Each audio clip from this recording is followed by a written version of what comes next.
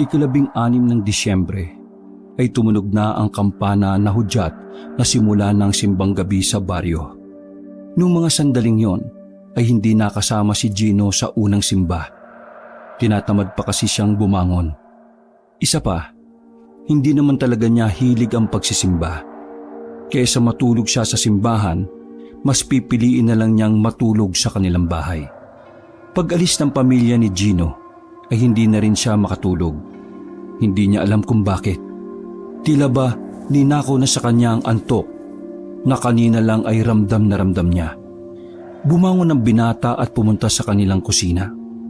Nasipat niya ang kanilang parol na umiilaw-ilaw sa tapat ng bahay. Napangiti ang lalaki. Hanep, bilis ng panahon.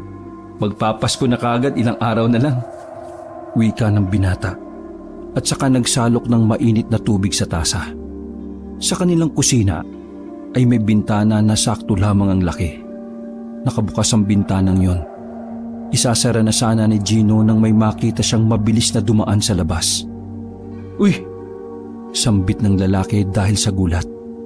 Sandali siyang napaisip kung ano yon. Hindi niya kasi naaninagan dahil wala roon ang atensyon niya. Kalmado at kaswal siyang sumilip sa bintana. Ngunit wala naman siyang nakita.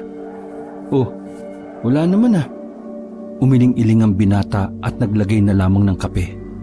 Tatambay sana si Gino sa tapat ng kanilang bahay. Ngunit pagbukas niya ng pinto ay may bumungat. Muntikan nang matapon ang hawak niyang kape dahil sa paglitaw ng kanyang kaibigan na si Alvin. Uy! Punyeta ka naman oh! Ano bang ginagawa mo rito? Kaaga-aga. Di pa nga tirik ang araw eh. Ginulat mo pa ako. Lapnusan kita ng kape dyan sa mukha eh. Inis na sabi ni Gino. Agad na pumasok si Alvin sa kanilang bahay at umupo sa mahabang upuan. Sakto, gising ka na. Oh, ano na naman ba Alvin? Mamaya ka na nga mambwisit. Nagre-relax ako eh. Di nga ako sumama sa simba kasi gusto kong mag-chill tapos guguluhin mo ako. Inis na sabi ni Gino. Patapusin mo muna kasi ako. Tulig ka rin eh. Buwelta naman ni Alvin. O sige na, sabihin mo na kung anong kailangan mo. Nagdikwatro pa si Alvin sa mga sandaling yon bago magsalita. Sinagot na ako ni Princess! Malapad ang ngiti ni Alvin na parabang nabubuang. Ano? Seryoso ka ba? Salubong na tanong ni Gino. Oo naman! Ibig kong sabihin, seryoso ka ba na yan ang sasabihin mo sa akin ng ganitong kaagang oras? Ito naman si Gino, ang init ng ulo. Ano ba? Wala pa akong tulog sa sobrang tuwa. Sabi ni Alvin. Labas! Sabi ni Gino. Ha? Sabi ko, labas! Binitiwan ni Gino ang kanyang hawak na tasa at hinila palabas ng bahay si Alvin. Oo, pare, sandali. Hindi naman yun nasasabihin ko eh. Si Bianca, patay na. Naihinto ni Gino ang pagsasara ng pinto nang marinig ang sinabing yun ni Alvin. Ano? Anong sabi mo? Si Bianca pare, yung ex mo, patay na. Actually, kaninang gabi lang, mga dakong 11:00 ng hating gabi, natagpuan yung katawan niya. Duguan siya. Ikaw gago ka, umayos ka ha. Kaaga-aga nagbibiro ka ng ganyan. Sabi ni Gino. Pare naman, sa tingin mo kaya kong magbiro ng ganun kasensitibong bagay? Pare, kalugar ko si Bianca, kaya alam ko kagad kung anong nangyayari sa kanya. Wala na si Bianca pre, patay na. Kung ayaw mong maniwala, punta tayo sa kanila para maabutan mong nag-iiyakan pa rin hanggang ngayon yung pamilya niya. Dagdag pa ni Alvin. Tila nanghina ang tuhod ni Gino noong mga sandaling yon. Nangihinayang siya dahil may balak pa naman siyang ligawan ulit ang babae sa darating na Pasko. Nagiwalay kasi sila noon dahil mas inuna nila ang kanilang pag-aaral. Kung kailan nakapagtapos na ang binata at planong ligawan muli ang babae, saka naman dumating ang pangit na balitang yon. Hindi totoo yan pare. Napapailing si Gino. Parang biglang gumuho ang mundo niya sa kanyang nalaman. Walang ano-ano ay tumakbo palabas ng bahay ang lalaki. Uy Gino, sandali! Hintay mo ko! Sigaw ni Alvin. Hindi nagdalawang isip si Gino na puntahan ang bahay ng babae sa kabilang barangay. Nang makarating siya roon, sa labas pa lang ay nakita na niya ang mga nag-iiyakang kamag-anak ng babaeng si Bianca. Napaupo na lamang si Gino sa gilid at nagsimulang humagulgol. Bakit si Bianca pa? Marami namang iba dyan na walang silbi sa mundo eh. Bakit hindi na lang yun ang namatay? Bakit si Bianca pa? Hinagod na lamang ni Alvin ang kaibigan. Lumipas sa mga sandali ay nahimasmasan at kumalma na rin si Gino. Dahil alas 5 pa lang naman ng umaga at bukas na ang paborito nilang kainan ng lugaw, dinala na muna ni Alvin si Gino roon. Alvin, may narinig ka bang pwedeng anggulo kung bakit pinatay si Bianca? May nakaaway ba siya? Tulala pa rin si Gino noong mga pagkakataong yon habang sila ay magkaharap sa lamesa. Ang pagkakarinig ko pre, sabi ng tatay ni Bianca, aswang daw ang pumatay kay Bianca. Pasintabi lang pre pero wakwak yung tiyan ng babae, yung ex mo. Kwento ni Alvin. Anong sabi mo? Aswang? Tila natauhan si Gino sa kanyang narinig. Isa kasi si Gino sa mga naniniwala na may aswang. Bata pa lamang siya ay nakakarinig na siya ng kwentong aswang mula sa kanyang lolo at lola. Hindi ko alam kung totoo yun pero yun ang pinaniniwalaan nila. Ayaw nilang paniwalaan ng mga pulis na hold up ang nangyari. Dagdag pa ni Alvin. Nagsarado ang kamao ni Gino noong mga sandaling yon at bigla siyang nagkaroon ng interes sa mga aswang. Noon pa lang kasi may munti ka nang nabiktima ang aswang sa kanilang barangay.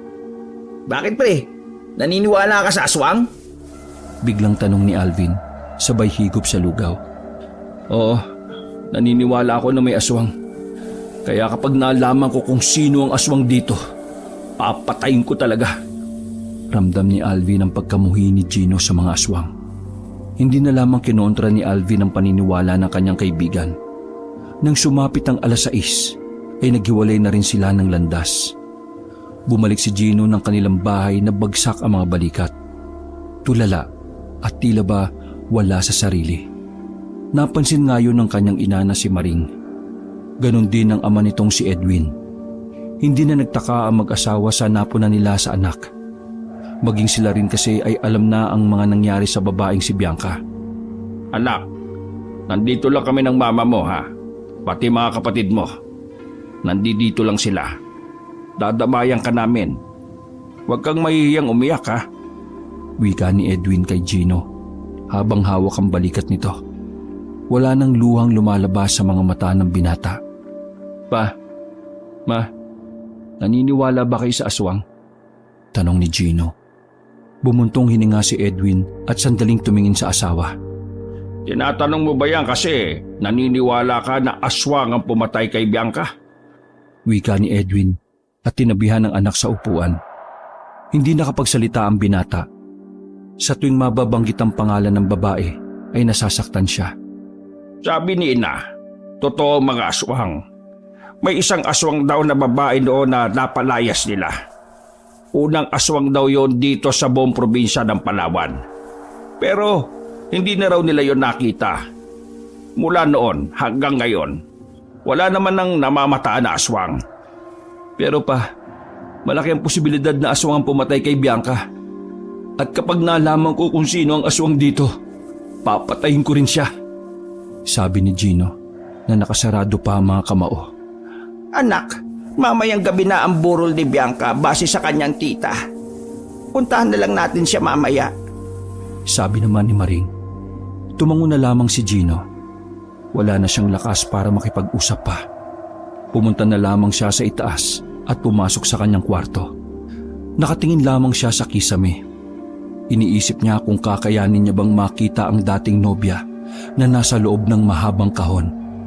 Nakatulog si Gino at hapon na siya nang magising. Unang pumasok sa isip niya ang babaeng si Bianca. Nagmamadali siyang nagbihis.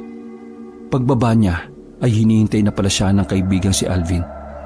Pare, maagang ibinurol si Bianca. Tara, samahan na kita. Sabi ni Alvin. Tumango na lamang si Gino. Hindi pa karamihan ang tao sa burol noong dumating sila roon.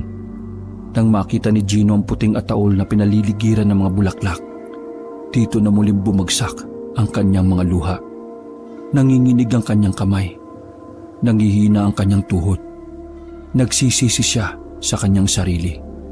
Na kung alam niya lang na mangyayari yon, hindi na sana niya pinatagal pa ang pinaplanong panliligaw. Dahan-dahang lumapit si Gino sa kabaong. Sinilip niya ang babae sa loob. Mas lalong nanikip ang dibdib ni Gino nang masilayan ang halos hindi na makilalang mukha ng babae. Marami itong tahi sa mukha. Parang paulit-ulit na hiniwa yon. Kawawa naman si Bianca, no? Kabata-bata pa lang pero namatay na kagad. Ang sabi raw inatake ng aswang. Ha?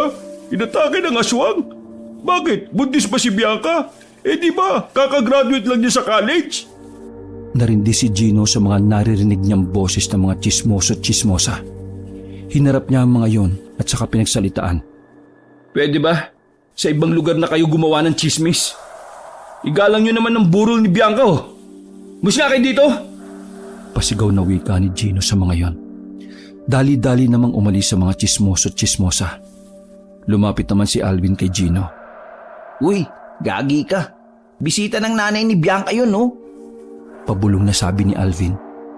Hindi na nagsalita pa si Gino.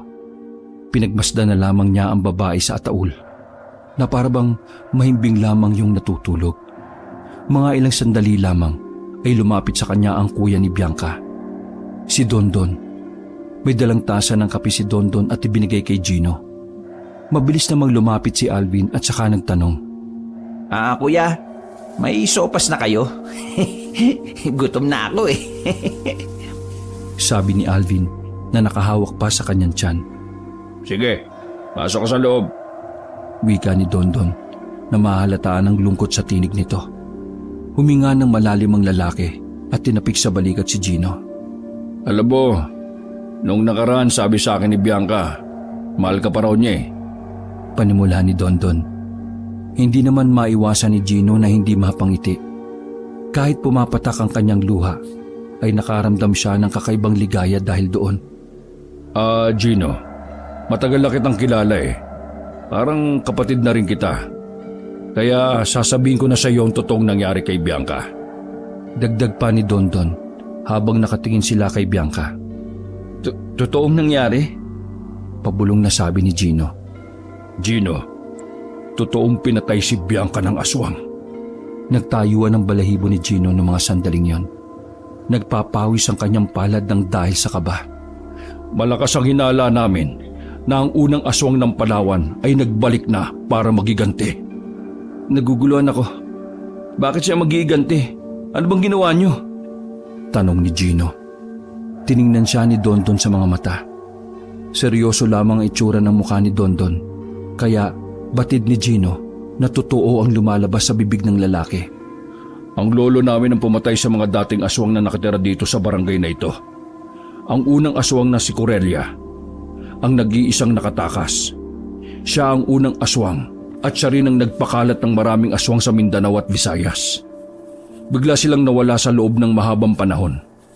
Ngayon, siya ang hinihinala namin pumatay kay Bianca bilang ganti. Saad pa ni Dondon. Kung nagbalik ba ang unang aswang, paano natin siya tatalunin? Nababahalang sabi ni Gino. Sa ngayon, hindi ko pa alam. Hanggat hindi pa kumpirmado na siya ang dumali sa kapatid ko, wala muna tayong gagawin. Ikaw, Gino, alagaan mo ang sarili mo. Hindi matutuwa si Bianca sa langit kapag nakita kanyang miserable. Tinapik pa ni Dondon ng binatang si Gino. Kung ano-ano na ang tumatakbo sa isipan ni Gino sa mga pagkakataong yon, mas lalong nabuo ang pagkamuhi at galit niya sa mga aswang. Kuya Dondon, gusto ko pong ipagiganti si Bianca. Gusto kong mabigyan ng hustisya ang pagpatay sa kanya. Sabi na lamang ni Gino. Tuluyan ang nabuo ang matinding galit ni Gino sa kanyang kalooban. Naging dahilan nito para maudyukan ng binata na magiganti sa kung sino man ang pumatay sa kanyang babaeng minamahal. Sumapit ang gabi at nanatili lamang si Gino sa burulan. Kahit na paano ay gumaan ang kanyang pakiramdam dahil nakakausap niya ang pamilya ng babae. Naglalaro lamang sila ng barahan ng mga sandaling yon. Tumayo ang binata para makigamit ng banyo. Mag-iisang oras na kasi niyang pinipigilan ang kanyang pag-ihi. Pumunta siya sa likod bahay. Naroon kasi ang isa pang banyo. Nang makarating siya roon, ay napasuyod siya ng tingin sa paligid. Naalala niya kasi nang minsang may ginawa silang kababalaghan ni Bianca roon. Napangiti na lamang siya ng mga sandaling yon. Pagpasok niya sa banyo, ay may naramdaman siyang mabigat sa bubungan. Malabong pusa yon dahil nakikita niyang bumao ng paa sa bubong. Agad na napatigil ang lalaki sa pag-ihi. Sa pagmamadali ay muntikan pang maipit ng zipper ang kanyang alagang si Manoy. Maraan siyang lumabas ng banyo at tiningala ang bubungan. Nagulat siya nang makitang tila may tao roon sa itaas. Hindi niya lamang naaninagan ng maayos dahil sa dilim ng paligid. Sino yan? Tanong ni Gino. Dumating naman ang binatang si Dondon at naabutan siyang nakatingin sa bubungan. Anong problema? Kuya Dondon, may nakita akong tao dito kanina. Sabi ni Gino. Nagsalubong ang kilay ng lalaki. Sigurado ka ba? Inakyat pa ni Dondon ang bubungan gamit ang hagdanan. Ngunit wala itong nakita roon. Wala naman ah. Baka naman namamalikmata ka lang. Sabi ni Dondon na bahagyang natatawa pa. Napailing na lamang si Gino. Batid niya kasing ang kanyang nakita at naramdaman ay totoo. Ngunit nung mga sandaling yon, mas pinili na lamang niyang hindi yon pagtuunan ng pansin. Bumalik na lamang si Gino sa burulan. Nilibang na lamang niya ang sarili sa paglalaro ng baraha. Pagsapit ng 3:00 ng madaling araw, nagpaalam na rin sila para umuwi. Maraming salamat. Huwag ka mag-alala, Gino. Mabibigyan natin ng hustisya ang pagkawala ng kapatid ko. Wika ni Dondon, sabay tapik sa balikat ng binata. Tumangon na lamang si Gino. Naglakad na rin si Gino at Alvin paalis. Madilim na sa kanilang dinaraanan. Sira na rin kasi ang mga poste ng ilaw dun sa daan na yon. May iba tayo, pre. Kailan mo pala balak na mag-apply ng trabaho? Ako kasi, sa susunod na buwan eh. Sabi ni Alvin. Hindi ko pa alam. Hanggat hindi pa nabibigyan ng hustisya ang pagkamatay ni Bianca, hindi muna ako magtatrabaho. Ito lang ang aasikasuhin ko. Sabi ni Gino. Inakbayan ni Alvin ang kanyang kaibigan. Basta pre, kung anong may tutulong ko magsabi ka lang ha. Habang wala pa akong ginagawa pwede kitang samahan sa bagay na yan. Salamat Alvin. Pero sa tingin mo, taga rito lang din kaya yung aswang na pumatay kay Bianca? Napabagal ang paglalakad ni Alvin sa tanong na yon ni Gino. Alam mo pre, hindi ko masasagot kaagad yan eh. Ang hirap magbintang at magturo ngayon. At saka, paano ba malalaman kung aswang yung isang tao? Ang sabi sa akin ni Kuya Dondon, marami daw paraan eh. Isa na rito yung pagkulo daw ng langis. Kapag kumulo yung langis, ibig sabihin may aswang sa paligid. Pwede ring ipwesto mo ang ulo mo sa pagitan ng binti mo kapag kaharap mo yung mga pinaghihinalaan mong aswang. Kapag sa paningin mo nakabaliktad sila, aswang yun. Paliwanag ni Gino. Ipopwesto yung ulo sa pagitan ng binti? Titiwarik ba? Natatawang tanong ni Alvin. Oo, parang ganun. Biglang huminto si Alvin at tumarang sa harapan ng kaibigan. Ginawa nito ang sinabi ni Gino. Oh, anong ginagawa mo? Tanong ni Gino na salubong ang kilay. Tinitingnan ko kung aswang ka. Sabi ni Alvin. Uy, para kang tanga. Mais ka nga. Nauna nang naglakad si Gino noong mga sandaling yon at sumunod na lamang si Alvin. Dumaan pa ang ilang minuto ay nakarating na rin sila sa bahay nila Alvin. O pare, sige na. Dito na ako ha. Ingat ka sa pag-uwi mo. Sabi ni Alvin na nakipag-apir pa kay Gino. Salamat sa pagsama pre ha. O sige, uwi na rin ako. Tugon naman ni Gino. Mag-isa nang naglalakad si Gino noong mga sandaling yon. Ilang metro pa ang kanyang lalakarin. Tahimik na ang kabahayan na lahat ng kanyang nadaanan. Wala na siyang nakitang tao dahil baga 4:00 na rin ng madaling araw nun. Habang abala sa paglalakad, ay may naramdaman si Gino na parabang may sumusunod sa kanya. Huminto siya at pasimpleng tumingin sa paligid. Sa bandang kaliwa ay nakita niyang gumagalaw ang makakapal na dahon. Kinapaan niya ang nail cutter sa bulsa at inilitaw ang maliit na talim. Marahan siyang lumapit doon. Nang halos 2 dipa na lang ang distansya niya, bigla na lang may lumabas na itim na pusa. Ngumiyo pa sa kanya ang pusa na parabang nagugutom. Ay, naku naman. Pinakaba mo naman ako, Mingming. Pasensya ka na ha. Wala akong dalang pagkain eh. Sa lamay nga lang ako nagapunan eh. Sa iba ka nalang humingi. Sabi ni Gino at nagpatuloy na rin sa paglalakad. Nanatili na lamang ang pusa sa kinatatayuan nito. Nakatingin kay Gino ang pusa habang siya ay papalayo. Kinabukasan, tirik na ang araw ng magising ang binata. Umalis ang kanyang mga magulang noong umagang iyon. Ang naiwan na lamang ay silang 3 ng kanyang mas nakababatang kapatid na kambal, si Anthony at Andrew. Paglabas ni Gino ng kanyang silid, naabutan niya sa tapat ng kanilang bahay na may nilalarong pusa ang kanyang kambal na kapatid. Hoy, saan nyo nakuha yung itim na... sandali. Yan yung pusa kaninang madaling araw ah. Wika ng binata at kinuha ang pusa. Nakita lang namin yan dito sa bakuran natin na nakatingin sa pintuan. Gutom po yata siya, kuya eh. Wika ng batang si Anthony. Kuya! Paulit-ulit na kumakalabit si Andrew kay Gino. Uy, ano ba? Yan pusa! Gago yan! Sabi ni Andrew. Ikaw, Andrew, yung bunganga mo ha. Baliw ka ba? Kutungan kita dyan eh. Ilabas nyo na nga itong pusang to. Hindi tayo pwede mag-alaga ng pusa kung itim. Sige na, labas nyo na. Utos ni Gino sa kambal at agad namang sumunod ang dalawa. Babalik na sana si Gino sa loob ng bahay. May mapansin siyang kakaiba sa puno na nakatayo sa gilid ng bahay nila. Lumapit siya doon at tinawakan ng tila na tuyong dugo na naroon. Nanlaki ang kanyang mga mata. Agad na dumaloy ang kakaibang kaba sa kanyang sistema. Hindi niya maintindihan ang nararamdaman. Pero sa palagay niya, dugo ng tao ang ipinahid doon. Ha? Sinong nagpahid nito dito? Pagtataka niya sa kanyang sarili. Nung umagang yon, ay halos 1 oras na pinag-isipan ni Gino ang bakas na yon. Nagkakape siya sa tapat ng puno at titig na titig doon. Naudlot lamang yon nang dumating si Alvin. Sup, bro? Oh, ano naman kailangan mo, Alvin? Masungit na tanong ni Gino. May dala akong chismis tungkol sa aswang. Sabi ni Alvin. Sa narinig na yun ni Gino, inapaayos siya ng upo. Basta aswang ang usapan, ay mabilis nitong nakukuha ang kanyang atensyon. Aswang? Anong meron?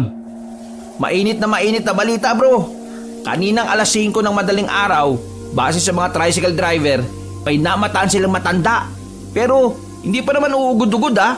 Malakas pa raw. Puti na ang buhok. Tapos nakisakay daw sa isa sa mga tricycle. Nang sisingilin na eh, bigla raw naging pusang itim. Sabi ni Alvin. Naibuga ni Gino ang iniinom na kape. Bigla niyang naalala ang pusang itim na nakita niya. Pusa? Pusang itim? Natatarantang tumayo si Gino. Oh, bakit? Anong problema? Naguguluhang tanong naman ni Alvin. Hindi na nagsalita pa si Gino. Dali-dali siyang tumalon sa kanyang bakuran at hinanap ang kanyang kambal na kapatid. Sumunod din naman agad sa kanya si Alvin. Andrew! Anthony! Sigaw ni Gino habang naguguluhan naman si Alvin kung ano ang nangyayari. Nilibot pa nila ang lugar hanggang sa matagpuan nila ang 2 bata sa sagingan. Ayos lang ba kayo? Nag-aalangan tanong ni Gino. Sinuri niya pa ang 2 bata kung may galos ngunit wala naman siyang nakita. Bakit po, kuya? Tanong ni Anthony. Nasaan yung pusa? Naligaw niyo na ba? Hinahanap ni Gino ang pusa sa paligid ngunit wala na siyang makita. Wala na po, umalis na. Pero may matanda po na lumapit sa amin at nagpasalamat. Maputi yung buhok pero malakas pa siya. Nakangiti pa ang batang si Anthony. Pare, parang tugma yata yung sinasabi ng mga tricycle driver sa sinasabi ng kapatid mo. Ibig sabihin, Nagtindigan ng mga balahibo ni Gino ng mga sandaling yon. Tara na, uwi na tayo. Hinawakan niya ang kamay ng kambal. Nagmamadali silang makauwi sa bahay. Sakto naman na naroon na ang kanilang mga magulang. Sandaling tumambay muna si Gino at Alvin sa labas. Pareho silang napaisip kung bakit tila lumalapit kina Gino ang hinihinalang aswang. Baka yun nga ang aswang. Sabi ni Alvin na napahawak pa sa kanyang baba. Pero bakit siya lumalapit sa amin? Wala naman kaming kasalanan sa kanya. Sila Kuya Dondon ang meron. Sabi naman ni Gino. Kahit na anong gawin ni Gino kakaisip, wala naman siyang makitang dahilan para aswangin sila. Kaya gulong-gulo ang kalooban ng binata. Kinagabihan, nag-ipit na si Gino ng bala ng baril sa kanyang tagiliran. Base kasi sa tatay ni Alvin, mabisang pangontra yon sa mga aswang. Nakabili na rin sila ng langis na nanggaling pa sa bayan.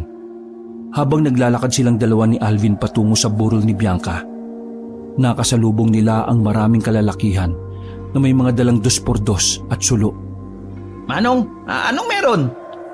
Tanong ni Alvin sa lalaking hinarang niya. May namatang aswang sa bakanting lote. Sagot ng lalaki. Nakatinginan sina Gino at Alvin. Hindi na sila nagsayang pa ng oras. Dali-dali silang nakisabay sa mga nagtatakbuhan. Ilang sandali lang, nakarating sila sa sinasabing bakanting lote. Mayroong punong akasya doon. Malapad ang katawan ng puno at sa itsura pa lang nito ay mahalatang matanda na ito. Pinagmasdan nilang lahat ang tuktok ng puno. Nakita nila na tila ba may tao sa itaas. Bumagalaw kasi ang sanga. Nasa taas ang aswang! Sigaw ng mga kalalakihan. Pinagbababato ng mga yun ng kung ano-ano ang itaas. Hanggang sa bigla na lang silang nakakita ng isang tao sa itaas. Bigla itong tumalon pababa. Kitang-kita nilang lahat na gumapang yun palayo. Agad namang yung hinabol ng mga tao. Ngunit hindi nila yun naabutan nang pumasok na yun sa kagubatan. Nanginayang ang lahat sa hindi nila pagkakahuli sa aswang. Ngunit ang pangyayaring yon ay malaki ng patunay na muli na namang mababalot ang kanilang lugar ng kababalaghan. Kahit gabi na, ay mabilis na kumalat ang tungkol doon. Gising na gising ang mga tao sa kanya-kanya nilang bakuran. Samantala, pumunta na lamang ang dalawa sa burol ni Bianca. Hinanap ni Gino si Dondon ngunit wala roon ang lalaki. Pare, totoo na talagang may aswang. Anong balak mo ngayon? Tanong ni Alvin. Huminga ng malalim si Gino. Aalamin ko kung sino yung aswang na yon. Papatayin ko siya. Hindi ako papayag na mabuhay ang mga katulad niya. Pagbabayaran niya ang ginawa niya kay Bianca. Mararamdaman ang galit sa tinig ng binata. Kasama mo ako dyan, pre. Pero paano naman natin mauhuli ang aswang kung dalawa lang tayo? Natigil ang sasabihin ni Alvin nang biglang dumating si Dondon. Gulat na gulat ang mga taong nasa lamayan. Nabigla sila sa sinapit ni Dondon. Marami itong dugo sa katawan. Kitang-kita rin ang mga sugat at kalmot sa kanyang braso. Napatili na lamang ang nanay ni Bianca, habang ang mga tao namang nandun ay naglayuan. Kuya Dondon, anong nangyari sa'yo? Tanong ni Gino. Pinipilit na lamang ni Dondon na makatayo. Aswang! Inatake ako ng aswang! Sabi na lamang ni Dondon at sumuka pa ng dugo. Hindi na nagsayang ang mga kamag-anakan nila. Mabilis na isinakay sa tricycle si Dondon. Habang si Gino at Alvin ay hindi alam ang gagawin ng mga sandaling yon. Kinikilabutan sila sa nangyari kay Dondon. Natataranta ang mga kamag-anakan ni Dondon nang isakay ang lalaki sa tricycle. Maraming tinamong sugat ang lalaki dahil sa di umano ay pag-atake ng aswang sa kanya. Agad na tinakbo si Dondon sa ospital. Nagulo ang lamayan kung kaya't si Gino at Alvin na lamang ang naroon. Pare, tayo na lang nandito. Umalis na kaya tayo. Baka tayo pa maabutan ng aswang. Nababahalang wika ni Alvin. Hindi ko iiwan si Bianca dito. Kung natatakot ka, sige, umalis ka na. May dala naman akong pangontra eh. Isa pa, may langis ako. Malalaman ko kung may aswang na o wala pa. Sabi naman ni Gino. Napailamos na lamang sa mukha si Alvin. Kahit na nababahala na siya sa maaaring mangyari, hindi niya pa rin kayang sikmurain na iwan ang kanyang kaibigan. Hindi, ito na lang din ako. Sasamahan kita. Bahala na kung may aswang. Baka mamaya kapag ikaw ang namatay, multuhin mo pa ako. Palingon-lingon na wika ni Alvin. Dinukot ni Gino ang langis sa kanyang bulsa. Makailang ulit niyang tiningnan ang langis na yon. Ngunit hindi yon kumukulo. Umupo na lamang sila sa tabi ng kabaong ng babae. Hindi mapakali ang kanilang mga mata, kakatingin sa labas ng bakuran. Binabantayan nila ang madidilim na parte ng lugar. Pare, nararamdaman mo ba yung nararamdaman ko? Tanong ni Alvin. Hanggat hindi pa kumukulo ang langis, ibig sabihin, wala pang aswang. Kaya huwag mong pansinin yung nararamdaman mo. Bigkas naman ni Gino. Pare, may nararamdaman akong nakatingin sa atin eh. Tingnan mo sa likuran ko. Tingnan mo nga, may tao ba? Ano ba kasing... Ha? Napako ang tingin ni Gino sa labas ng bakuran. May nakatayo roong matanda na puti na ang buhok. Diretso pa ang tayo nito kung kaya't batid ni Gino na malakas pa yon. Nakasuot ang matanda ng kulay itim at mahabang kasuotan. Sino po kayo? Tanong ni Gino. Ngunit nakangiti lang ang matanda. Hindi na ito nagpaalam. Diretso itong pumasok sa bakuran. Noong mga sandaling yon, ay hindi na nakatayo ang magkaibigan. Pinagmasdan na lamang nila ang matandang makalapit sa harapan ng kabaong. Nanay, sino kayo? Si Alvin naman ang nagtanong. Tumingin sa kanila ang matanda. Ngumiti ito ng malapad. Ngunit ang ngiting yon ay iba ang dulot na takot sa kalooban nilang dalawa. Kawawa naman ang dalagang ito. Kabata-bata pa maaga nang nawala sa mundo. Sabi ng matanda. Dumistansya ang magkaibigan. Pasimpleng hinawakan ni Gino ang stick ng banana cue na nakita niya sa lamesa. Mawalang galang na ho. Pero, sino ho ba kayo? Tanong ulit ni Gino. Ako? Sino ako? Ako ay lumang kaibigan ng pamilya ng batang ito. Sayang nga lang at wala akong inabutan sa labayan na ito. Ang layo pa naman ng pinanggalingan ko. Ang ibig ko pong sabihin, ano pong pangalan ninyo? Sabi pa ni Gino. Siniko ni Alvin ang kanyang kaibigan at bumulong. Pare, ayan yata yung matandang sinasabi ng kapatid mo at mga tricycle driver. Baka aswang yan. Pabulong na sabi ni Alvin. Dahan-dahang sinilip ni Gino ang langis sa kanyang bulsa. Ngunit pagtingin niya ay hindi naman yung kumukulo. Nagtataka si Gino noong mga sandaling yon. May iba kasi siyang nararamdaman sa matanda. Ngunit sinasabi naman ng langis na hindi aswang ang kanilang kaharap. Iniisip niyo ba na ako ay isang aswang? Tanong na matanda. Lumakas ang kabog ng dibdib ng dalawa. Pinagpawisan sila ng malamig noong mga sandaling yon. Hindi po. Ba't nyo naman po nasabi yan? Pagkakailan na lamang ni Gino. Hindi sumagot ang matanda. Hinaplos ng matanda ang salamin ng kabaong ni Bianca at saka nagsalita. Sa susunod, kuya mo naman ang dadalawin ko rito. Sabi na lamang na matanda. Napahigpit ang hawak ni Gino sa stick. Nagdadalawang isip siya kung itatarak niya ba yun sa matanda. Ngunit masyado siyang pinapangunahan ng takot. Kaya wala na siyang nagawa nang makalabas na ng bakuran yon. Hindi kumbinsido si Gino sa sinasabi ng langis. Kung kaya't inilagay niya ang kanyang ulo sa pagitan ng kanyang magkabilang binti. Tumuwad siya. Tiningnan niya ang papalayong matanda. Laking gulat niya nang humarap yon. Sa pagkakataon na yon, nakita niya na iba ang mukha ng matanda. Nakakatakot at mahaba pa ang dila. Ay, hayop! Tanging sambit ni Gino. Bakit pre? Aswang ba siya? Nauutal na sabi ni Alvin. Oo, aswang siya! Sabi ni Gino at mababakas ang takot sa mukha nito. Hinayaan lang nilang makaalis sa matandang yon. Nanatili sila sa burol ni Bianca hanggang sa sumapit na ang umaga. Sa puntong yon ay nakabalik na ang pamilya ni Bianca. Nagdesisyon silang dalawa na umuwi na lang muna sa kanya-kanya nilang bahay. O paano? Dito na ako Dalawin na lang natin si Kuya Dondon kapag pwede na. Sabi ni Alvin at pumasok na rin yun sa bakuran nila. Nagmamadaling umuwi si Gino sa kanila para ikwento ang lahat ng nangyari. Ngunit pagdating niya sa bahay, naabutan niyang tulala ang kanyang ina. Parang takot naman ang kanyang kambal na kapatid. Oh, nasan si Papa? Tsaka, bakit kayo parang takot? Anong nangyari, Ma? Anong nangyari sa'yo? Nag-aalalang tanong ng binata. Kuya, si Papa, kinuha siya ng aswang kaninang madaling araw.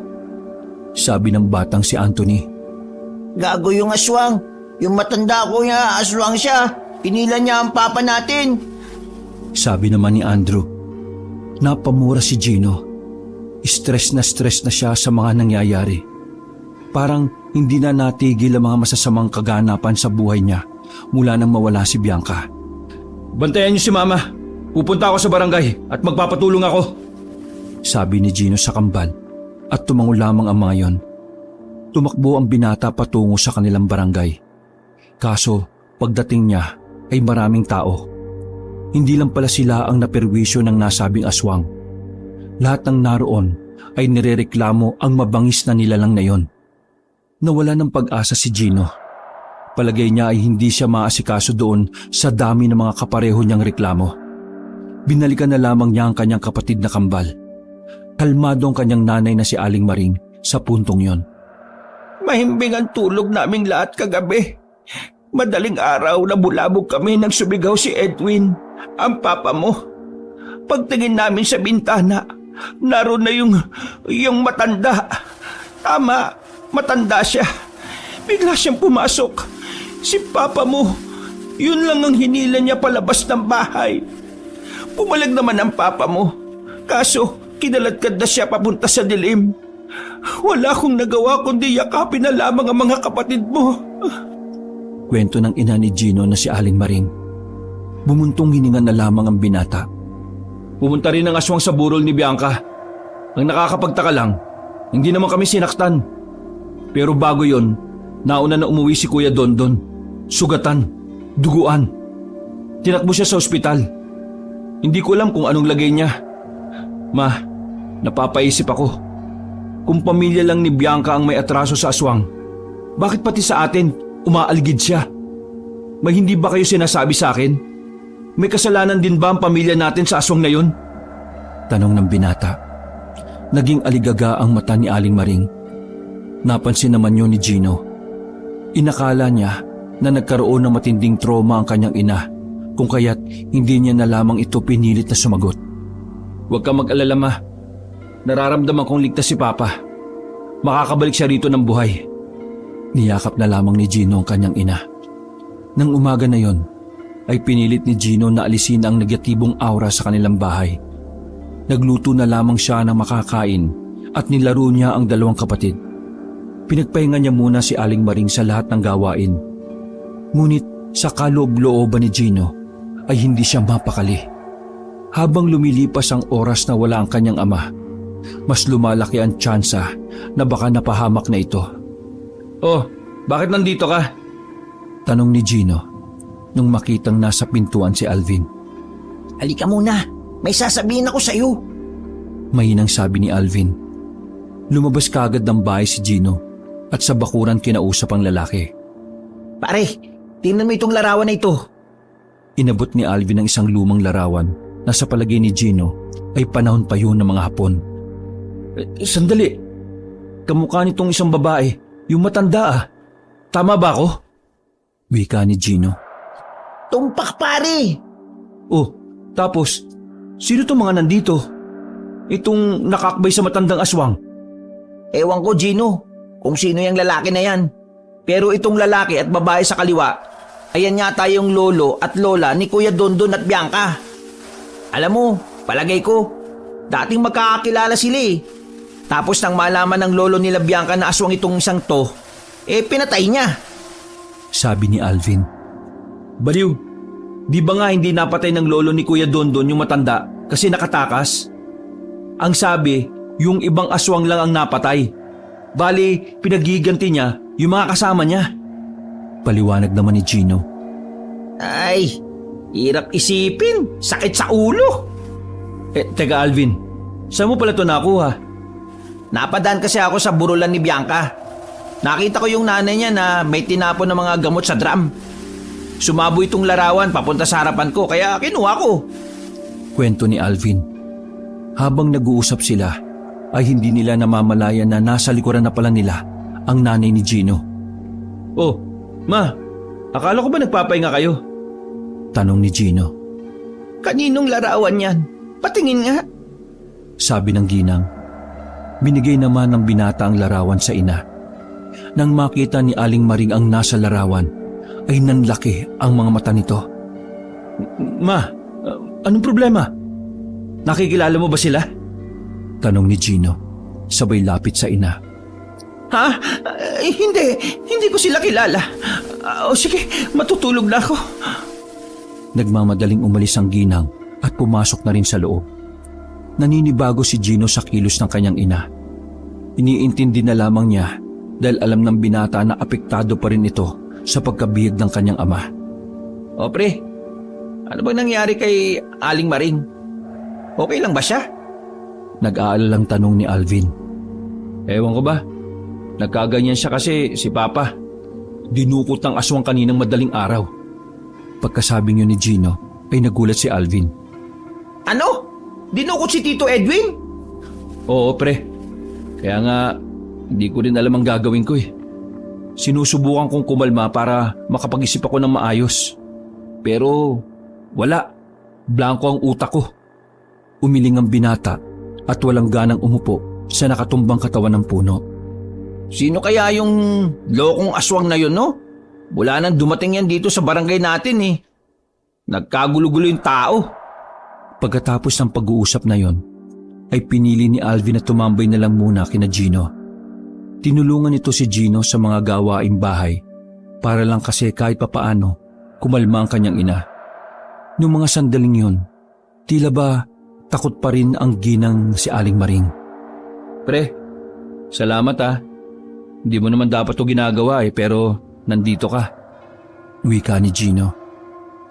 Ikaw talaga, drama mo naman pre. Siyempre, kaibigan kita eh. Hindi kita pwedeng hayaan sa problema mo. Baka mamaya pagkalat mo yung sikreto ko eh. Natatawang sabi ni Alvin. Ha? Anong sikreto? Yung hindi ka patuloy. Oo, ang iingay mo naman eh. Tukmol ka talaga. Baka mamaya may makarinig eh. Tinakpan pa ni Alvin ang bibig ni Gino. Pareho na lang silang natawa. Yun ang unang tawa ni Gino para sa araw na yon. Ngunit nawala na agad ang ngiti niya nang matanaw na paparating ang kanyang ama. Ha? Si Papa?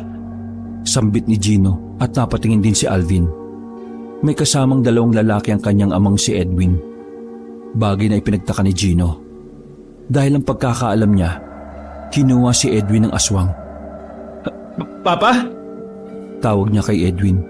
Ngunit diretso lang itong pumasok sa bakuran. Sinabi ko naman sa iyo, Edwin eh. Kung tinapos na natin siya noon pa, eh di wala na tayong problema ngayon. Sabi ng isang lalaki na mas matanda kay Edwin. Saka lamang nakilala ni Gino ang lalaking yon. Si Jaime, ang kanyang tiyuhin. At ang isa namang kasama ng kanyang ama ay tiyuhin niya rin, si Alfonso. Hindi maintindihan ni Gino kung ano ang pinag-uusapan ng mga yon. Basta ang alam lamang ni Gino, nung mga sandaling yon ay meron siyang hindi nalalaman. Kung noon palang tinapos na natin si Mama, eh di sana wala na tayong problema ngayon. Rinig ni Gino na sabi ng kanyang tiyuhin na si Jaime. Naririnig mo ba ang sarili mo? Nanay natin yon. Kahit na ano pa siya, nanay pa rin natin siya kahit na anong mangyari. Buwelta naman ng ama ni Gino na si Edwin. Baliw ka ba? Hindi normal si Mama. Alam natin pareho yan noon pa man. Kita mo nga, muntikan ka ng mapahamak. Kung hindi ka nga namin nailigtas ni Alfonso, malamang sa malamang wala ka na. Kuya Jaime, hindi ako sasaktan ni Mama. Kinuha niya lang ako dahil may gusto siyang sabihin. Tugon pa ni Edwin. Bahala ka sa buhay mo. Kung ayaw mo makinig sa akin, bahala ka. Basta ito lang sasabihin ko sa iyo. Si Mama ay wala na sa pag-iisip niya. Hindi na utak ng tao ang meron siya. Utak na ng isang halimaw. Seryosong sabi ni Jaime. At saka Umalis na rin ito ng kanilang bakuran. Napabugan na lamang ng hangin ng lalaking si Edwin. Nakalimutan nito na kanina pa pala nakikinig ang kanyang anak na si Gino at kasama pa nito ang kaibigang si Alvin. Pa, anong ibig sabihin ng mga narinig ko? Hindi pangkaraniwan si Lola? Akala ko ba, bata pa lang ako patay na ang lola ko? Tanong ni Gino at agad din namang napalingon si Edwin. Ikinagulat nito ang tanong na yon ng kanyang anak. Gino, nandito ka pala. Kanina ka pa ba dyan? Nauutal na wika ng ama. Oo pa, at narinig ko ang lahat ng sinabi ni Tio Jaime. Pa, ano ba talaga meron? Ano yung mga narinig ko? At saka, di ba, biniyag ka ng aswang? Napayuko ang lalaking si Edwin. Sa kanyang palagay ay panahon na para malaman ni Gino ang katotohanan. Oo anak, binihag ako ng aswang. Pero alam na kasi ng mga kapatid ko na mangyayari yon. Kaya pinuntahan nila ako sa lugar kung saan madalas namamalagi ang aswang. Nailigtas nila ako. Madali nila akong nabawi sa aswang kasi ang lola mo ang aswang. Siya ang aswang na nanggugulo ngayon. Biglang uminit ang mukha ni Gino. Sandali siyang natameme sa kanyang narinig. Dahil sa gulat ay muling lumakas ang kanyang kaba. Ayaw niya sanang maniwala sa sinabi ng kanyang ama. Ngunit ang maiyak-iyak at nababahalang mukha ng kanyang tatay ay siyang nagpatunay ng katotohanan. Seryoso ka ba pa?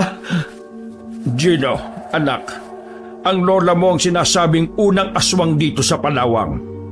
Ang lola mo ang sinasabing unang aswang dito sa Palawan. Kaming magkakapatid lang ang nakakalam nun at ang tatay namin. Siya si Corellia. Kalokohan! Puro kalokohan yung sinasabi nyo. Paano magiging si Lola ang unang aswang? Di ba sinabi mo na matagal na siyang patay?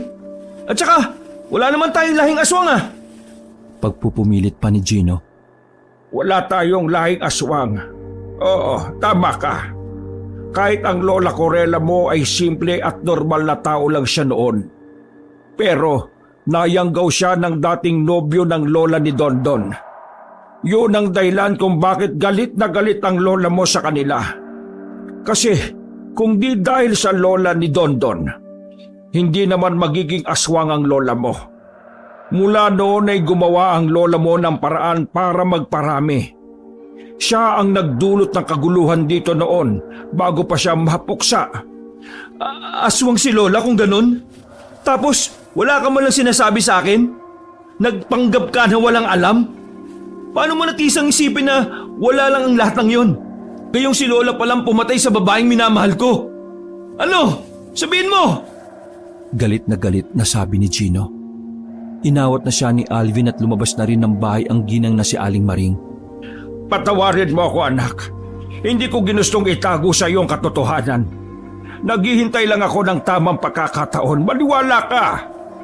Sabi ni Edwin. Kahit na ano pang sabihin mo, pinatay pa rin ni Lola si Bianca. Sinaktan niya si Kuya Dondon na ngayon ay critical na ang buhay. Tama naman si Tio Jaime. Tama naman na dapat patayin na si Lola. Hindi na siya normal. Kampon na siya ng kadiliman. Sumisigaw na si Gino noong mga sandaling yon. Kaya naririnig yon ng mga kalapit na bahay nila. Pre, inaan mo yung boses mo. Kapag narinig ng iba ang pinag-uusapan nyo, pare-pareho kayong maalalagay sa alanganin. Pabulong na wika ni Alvin. Anak, sige na. Patawarin mo na kami. Kapakanan mo lang naman ang iniisip namin. Sabat naman ng ginang ni si Aling Maring. Umiling-iling si Gino. Isa ka pa ma. Niloko mo rin ako. Sabi ni Gino. Naglakad na ito paalis at sinundan naman yon ni Alvin. Mabilis ang lakad ni Gino kahit hindi nito alam kung saan ang destinasyon. Pre, sandali! Sabi ni Alvin na bahagyang hinihingal pa. Pre, pwede ba? Sa inyo muna ako. Hindi ko kinakaya yung mga nalalaman ko eh. Baka kung ano pa yung magawa ko. Sabi naman ni Gino at bumuntong hininga na lamang. Wala namang problema pre. Pero, anong gagawin mo ngayon? Lola mo pala yung aswang. Napapailing na lamang na sabi ni Alvin. Maging ito rin kasi ay nabigla sa lahat ng revelasyon. Huminga ng malalim ang binata. Kahit nalaman niya kung sino ang aswang, wala pa rin nagbago sa nauna niyang sinabi sa sarili. Buo na ang kanyang kalooban. Kahit na anong mangyari, ipaghihiganti niya ang namayapang minahal na babae. Papatayin niya ang kanyang lola. Yun ang kanyang pinakapinaplano sa mga sandaling yon. Ganun pa rin, pre. Wala akong pakialam kung sino yung aswang. Papatayin ko siya. Pero pare, lola mo yun eh. Ayos ka lang ba dun? Alvin, pinatay niya si Bianca. Critical si Kuya Dondon. Sino pang masasaktan at mawawala kung hindi siya mapipigilan? Sabi ni Gino. Ramdam na ramdam ang puot at galit sa kanyang tinig. Ikaw bahala pre. Ang akin lang naman iniisip ko yung nararamdaman mo. Masyado nang magulot, komplikado ang lahat. Tinapik pa ni Alvin si Gino sa balikat. Tatapusin ko ito. Pinapangako ko yan.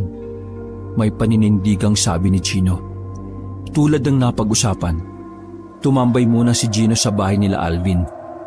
Nasa tapat lang sila ng pintuan habang tumutungga ng kape.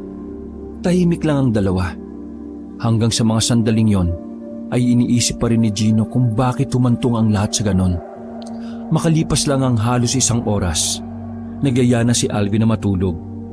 Papasok na sana sila sa bahay nang makarinig sila ng mga yabag ng mga tao.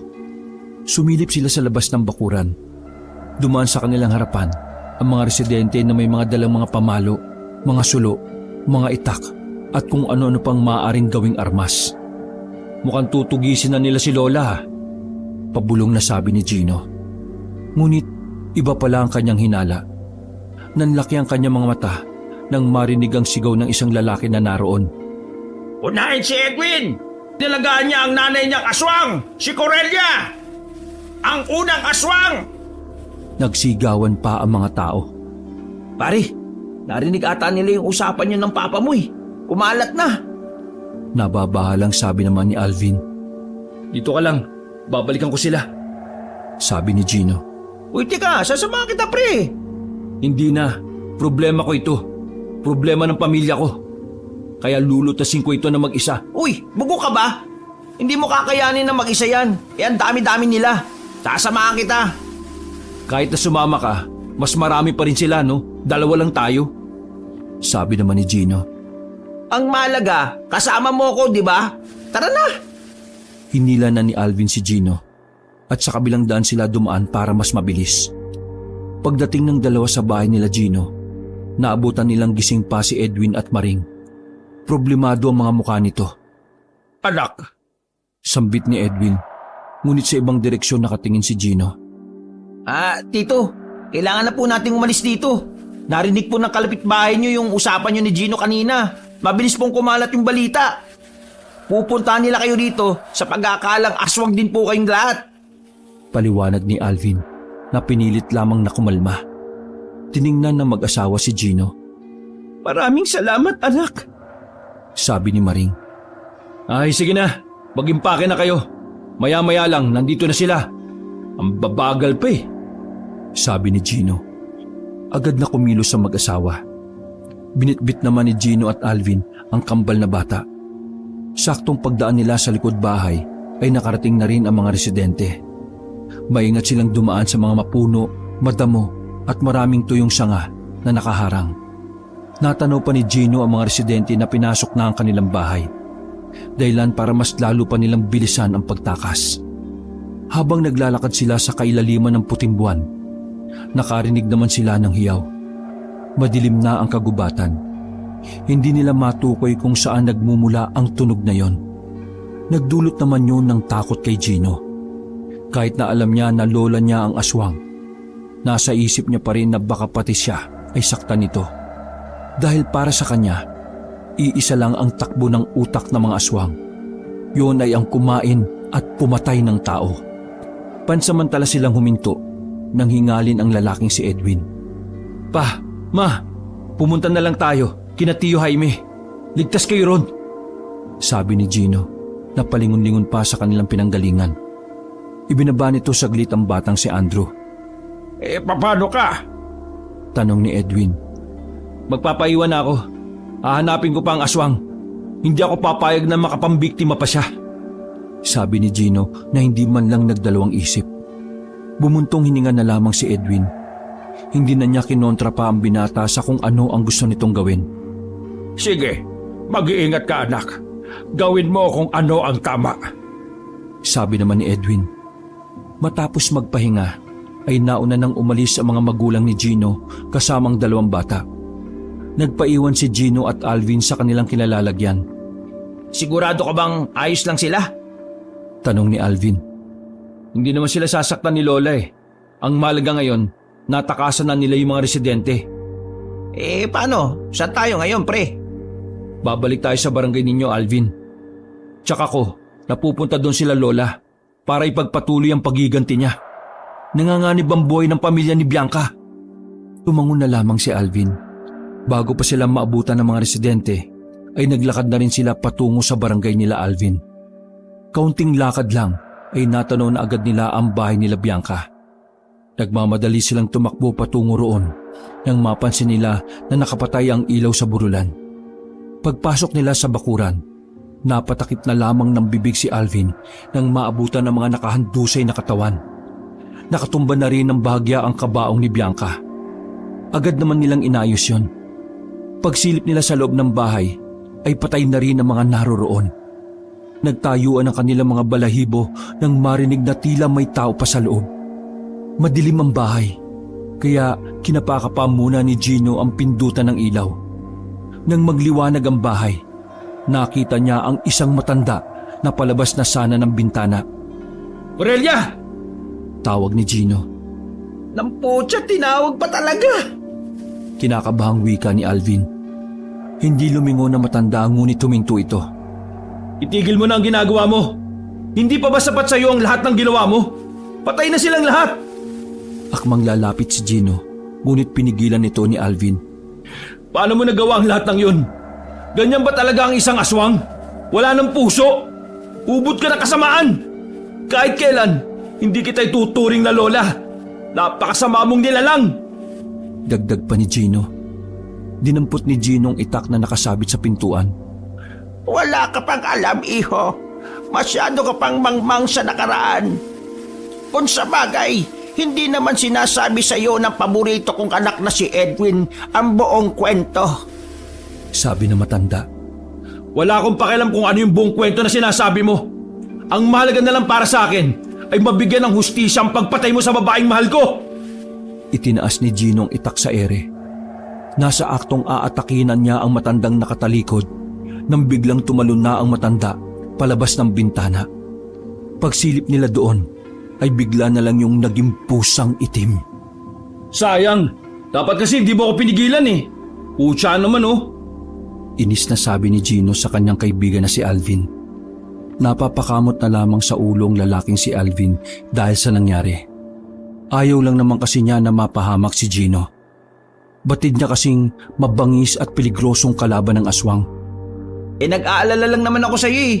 Baka mamaya kainin ka nun. Alam mo naman mga aswang, di ba? Kahit kadugo pa nila, kakainin nila basta gutom sila. Buwelta naman ni Alvin. Napasipa na lamang si Gino sa sahig dahil sa kanyang inis. Napatingin sila sa ibaba nang mapagtanto nila na bangkay pala ng tao ang nasipa ng binata. Parang dimang to. Patay na nga, sinisipa mo pa. Wika ni Alvin na bakas ang kilabot sa boses. Pero walang pakialam doon si Gino. Tanging ang galit lamang niya sa aswang ang iniisip niya. Tara na, wala na tayong gagawin dito. Pagbigay alam na lang natin sa pamunuan natin. Sabi ni Alvin. Hindi na nagsalita pa si Gino. Paglabas na lamang nila ng pinto, nanlaki ang kanilang mga mata nang makitang may mga paparating ng mga tao. Mabilis din kasing kumalat ang nangyaring masaker sa burol ni Bianca. Sa mga pagkakataong yon, ang tanging naiisip ng dalawa ay tumakas. Malaki ang tsansa na madamay sila sa oras na maabutan sila roon. Pare dito, dali, bilis! Sabi ni Gino. Dali-dali silang dumaan sa bintana. Hindi na sila nagsayang ng oras at umalis na rin silang dalawa. Habang naglalakad sa gilid ng kalsada, ay napatigil si Gino sa paglalakad. Bigla kasing sumagi sa isipan niya ang lalaking si Dondon. Kinabahan si Gino nang maisip na baka yun na ang isunod ng kanyang lola na aswang. Si Kuya Dondon. Nasa panganib ng buhay ni Kuya Dondon. Anong gagawin natin? Pupunta tayo sa bayan? Tanong ni Alvin. Oo, kailangan ni Kuya Dondon ng kasama. Kasi kung hindi, baka isunod siya ni Lola. Siya na lang kasi ang natitirang buhay sa pamilya nila eh. Gino naman, gabing-gabi na oh. Paano tayo makakarating ng bayan kung wala naman tayo masasakyan? Anong gusto mo? Hayaan na lang natin siyang mapatay ng lola kong salot? Napailamos na lamang si Gino ng kanyang mukha. Tensyonado na naman siya dahil sa mga posibleng mangyari. Ubalma ka nga. Kapag iniisip mo yan, mangyayari talaga yan eh. Sabi na lamang ni Alvin. Ngunit nung mga sandaling yon ay hindi talaga matahimik ang kalooban ni Gino. Binilisan niya ang paglalakad para makarating agad siya ng sakayan. Ngunit pagdating nila doon ay wala ng mga nakapilang tricycle. Hindi rin naman siya makabalik sa kanilang barangay dahil sa banta ng mga residente. Malas naman buhay to oh. Kung kailan kailangan na masasakyan, saka pa sila nawala. Nagmamaktol na wika ni Gino. Pare naman, anong oras na ba kasi? Pambira ka talaga oh. Palakad-lakad lang si Gino sa harapan ni Alvin. Pilit itong nag-iisip ng paraan. Mga ilang sandali lamang, may napadaan na truck ng mga gulay. Mabilis na gumitna si Gino para harangin ang truck na yon. Muntikan pa nga siyang mabundol. Buti na lang, nakapagpreno agad ang driver. Hoy, baliw ka ba? Kung gusto mo magpakamatay ba, huwag kang mandamay. Anong ginagawa nyo, ha? Wala nang nagawa ang driver nang sumakay ang dalawa sa likuran. Manong, nakikiusap ako sa inyo. Idaan nyo kami sa bayan. May kailangan lang kaming iligtas. Sigaw ni Gino. Iligtas? Ano kayo, superhero? Bumaba kayo dyan! Buwelta naman ng lalaki. Sige na Manong, kailangan lang talaga. Kapag hindi kami nakarating sa ospital, baka mamatay na yung kaibigan namin. Makakaya mo ba ng konsensya mo yun? Sabi ni Gino. Napaisip ito sa sinabing yon ng binata. Kalaunan ay pumayag din ang driver. Pinandar na ng lalaki ang sasakyan. Nakahinga ng malalim si Gino. Isang malaking hulog ng langit sa kanila ang truck na yon dahil nakarating sila ng ospital. Pagpasok nila sa bungad ay agad nilang hinanap ang pangalan ni Dondon sa nurse na nasa front desk. Medyo inaantok pa ang babae kung kaya't binulabog ito ni Gino. Hoy, ano ba? Ang sabi ko, nasa ng kwarto ni Donnie Inares. Kaibigan niya kami. Nataranta ang babaeng nurse at dali-daling tiningnan ang logbook. Nang malaman ng dalawa ay halos matumba sila sa kakatakbo. Nang buksan na nila ang pintuan ng kwarto ay nagulat sila sa kanilang dinatnan. Umaagos na ang dugo sa liig ng lalaking si Dondon. Dilat ang mga mata nito at nakalabas pa ang dila. Putya naman oh! Sambit na lamang ni Gino. Nauli na tayo ng dating! Dismayadong sabi na lamang ni Alvin. Lumapit si Gino sa may bintana. Nakita niya sa ibaba ang matandang si Corelia.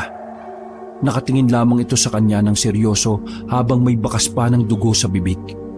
Nagmamadaling tumakbo si Gino palabas ng ospital, dala ang maliit na kutsilyo. Pagpunta niya sa kinaroroonan ng matanda, ay pusa na lamang na itim ang kanyang inabutan. Hinabol niya yon, ngunit masyado mabilis ang itim na pusa, kung kaya't nakarating agad yon sa masukal na parte ng gubat. Samantala, napagpasyahan na lamang ni Gino at Alvin na bumalik na lamang sa kanilang barangay. Mabuti na lang din at meron pang mga tricycle sa tapat ng ospital. Madaling araw na nang nakabalik sila sa barangay nila Gino. Sinubukan ng binata na bumalik sa kanilang bahay. Nasa labas pa lamang sila ay natatanaw na ni Gino na tila may tao sa loob. Napansin kasi nilang dalawa nang merong nagbukas ng ilaw. Alvin, akin ang posporo at gas mo. Nadala mo ba? Tanong ni Gino habang nakatayo sila sa tapat.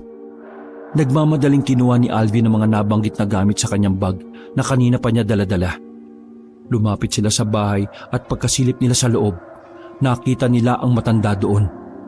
Hawak-hawak nito ang larawan ng kanyang amang si Edwin. Ang lakas din naman ng loob mo no, na magpunta pa rito? Sabi ni Gino. Pre, kalma ka lang. Kapag ikaw pinatulan niyan, tanggal ang ulo mo. Wika naman ni Alvin. Humarap sa kanila ang matanda at ngumiti. Maaliwala sa mukha na matanda. Wala na ang bakas ng dugo sa bibig nito. Ang laki-laki mo na. Naaalala ko pa dati. Maliit ka pa noong tinutulungan kitang maglakad. Ikaw pala ang anak ni Edwin at Maring noon. Sayang at hindi ko naabutang sanggol ang mga kambal. Pero masaya ako kasi ikaw ang naabutan ko, Gino. Patawarin mo ko kung pinatay ko ang babaeng pinakamamahal mo. Pero sana maintindihan mo na ang lahat ng iyon ay ginawa ko para... Kahit ano pa ang sabihin mo, hindi ako maniniwala sa'yo at hindi ko yan maintindihan. Mamamatay tao ka. Yun lang yun. Wala nang magandang palusot o katwiran sa pagpatay ng isang tao na wala namang kinalaman sa nakaraan yung alitan. Ngumiti ng mapait na matanda. Nagtaka si Gino, kaya nakaramdam siya lalo ng galit. Iho, masyado pang mangmangang kaisipan mo sa lahat ng nangyari. Kasalanan ko rin naman kasi ibang kwento ang sinabi ko sa iyong papa. Kaya iba rin ang kwentong sinabi niya sa iyo na malayo sa tunay kong dinanas. Naglakad ang matanda at pumunta sa harapan ng bintana. Kung gusto mo akong patayin, hindi kita pipigilan, iho. Pero sana bago mo yung gawin, pakinggan mo muna ang tunay na nangyari. Sinenyasan ni Alvin si Gino para hintayin ang sasabihin ng matandang si Corelia. Hindi totoong aswang ang iba kong kamag-anak noon. Lahat sila ay normal na tao lamang. Malaki ang pagkakautang namin sa pamilya ni Belen, ang lola ng kaibigan mo. Dahil wala kaming pambayad noon, naapilitan akong manilbihan sa kanila. Isang gabing dumating ang mga nakaputing lalaki. Mga dayuhan sila galing sa Amerika. Mga doktor na bihasa. Bigla nila akong kinuha para pag-eksperimentuhan. Kaso, itong si Belen ay may ginawang kakaiba. Meron siyang ipinakain sa akin na pagkain. Hindi ko alam kung ano yon. Basta kinaumagahan, iba na ang pakiramdam ko. Nanlalamig na ako. Nagugutom at natatakam ako sa hilaw na karne. Kalaunan, nalaman ko na naging aswang na ako. Nagalit ang mga kamag-anakan ko nang nalaman nila yon. Pero bago pa sila makaganti, inunahan na sila ng kabila. Inubos sila. Pinagpapapatay ng walang kalaban-laban. Pinangunahan yon ng asawa ni Belen na si Tiburcio, isang albularyo. Naiwan akong mag-isa dahil sa ginawa nila. Muling ngumiti ng mapait ang matanda. Kitang-kita sa mukha nito ang lungkot at nagbabadyang mga luha. Sinubukan kong mamuhay ng malayo sa kanila. Nakilala ko ang lolo mo. Nagkaanak kami ng 3. Puro lalaki. Si Jaime, si Alfonso, at ang tatay mong si Edwin. Akala ko makakapagsimula na ako ng bagong buhay. Ngunit nagulat na lang ako isang gabi. Nilusob ang bahay namin ng mga tao. Natuntun kami nila Belen at Tiburcio. Ikinalat na pala nila na isa akong aswang. Pinatakas kami ng lolo mo kasama ko ang 3 naming anak. Kitang-kita ng 2 mata ko kung paano nila pagtulungan ang asawa ko hanggang sa ito ay babawian na ng buhay. Hindi ako naniniwala sa'yo. Kung totoong sinasabi mo, bakit hindi mo sinabi kina Papa ang totoong nangyari? Kung bakit namatay ang kamag-anak mo? Dahil ayokong mabuhay sa kalooban nila ang paghihiganti. Gusto ko na ako ang gagawa doon at ayaw ko silang madamay. Dagdag pa na matanda. Huminga ng malalim ang matanda. Iho, nalidlang ka ng pamilya na akala mo ay mababait. Pero lahat sila alam ang ginawang kasamaan ng pamilya nila. Yon ang dahilan kung bakit ko ginustong ubusin ang lahi nila. Lahat sila ay makasalanan. Pero hindi mo sana sinama si Bianca.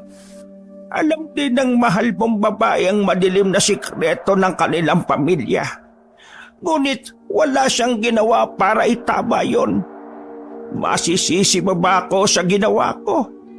Alam kong pati siya ay pinagtatakpan lang din niya ang kanyang angkan. Umiling-iling si Gino.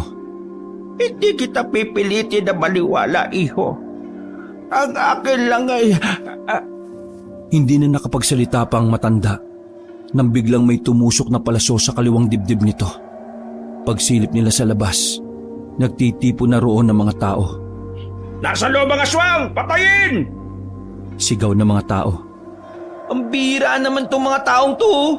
Parang mga langaw. Kung saan ang tayo, nandun sila. Sabi na lang ni Alvin. Tumakas ka na po. Ako na ang bahala sa kanila. Bago kayo mapahamak, bilis! Sabi ng matanda at peresahang tinanggal ang palaso sa dibdib niya. Pagewang-gewang ang matanda sa paglakad na lumapit sa kanila.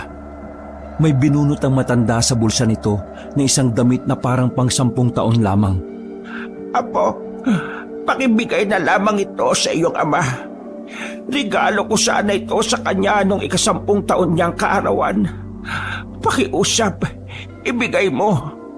Tapos na ang misyon ko sa mundong ito. Kaya oras na para mawala na rin ako. Sabi ni Corellia sa kanyang pinakapaboritong apo.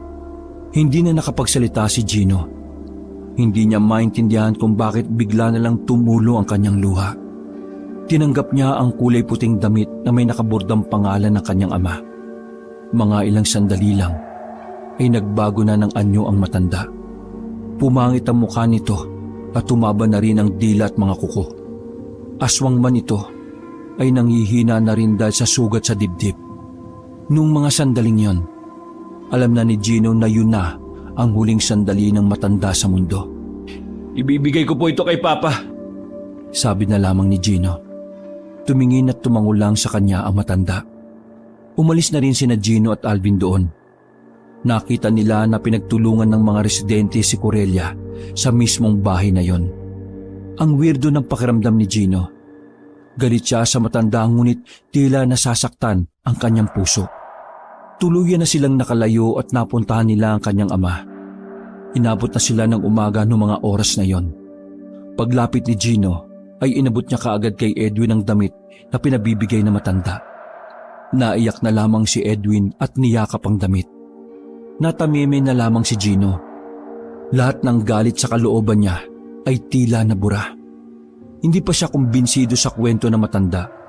Ngunit may maliit na parte ng kanyang utak na naniniwala dito. Sa pagkawala ng unang aswang sa pinakadulong-dulong baryo ng Palawan, ay natahimik na rin ang mga tao. Malabo na rin makabalik doon ang pamilya ni Gino. Tumatak na kasi sa isipan ng mga tao na bukod sa matanda, aswang din ang pamilya nila. Namuhay sila sa bayan. Nagsimula sila ng panibagong pamilya. Nakatulong ang tulong pinansyal na ibinigay ng 2 kapatid ni Edwin. Samantala, tinuon na lamang ni Gino ang atensyon sa pagtatrabaho. Kasama si Alvin, sinubukan niyang ibaon na lamang sa limot ang mga nangyari. Dahil hanggang sa mga sandaling yun, nahihirapan pa rin siyang tanggapin na ang pamilya pala ni Bianca ay ang siyang umubos ng kanilang angkan. Wakas. 16 ng Disyembre ay tumunog na